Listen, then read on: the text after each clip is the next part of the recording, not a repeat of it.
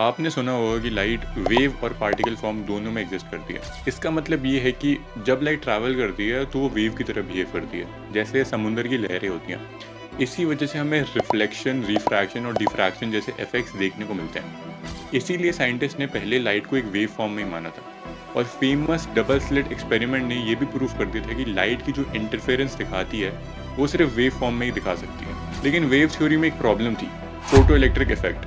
Light जब metal पे पड़ती है तो इलेक्ट्रॉन्स तुरंत उसमें से निकल जाते हैं, पर ये लाइट के वेव नेचर में होना पॉसिबल नहीं होना चाहिए। इसीलिए आइंस्टाइन ने 1905 में बताया कि लाइट एनर्जी के छोटे छोटे पैकेट में आती है, जिन्हें फोटॉन्स बोलते हैं, और लाइट फोटॉन्स पार्टिकल जैसे बिहेव करती है। इसका मतलब सिंपल है कि लाइट वेव और पार्टिकल जैसे इफेक्ट्स दोनों शो करती हैं।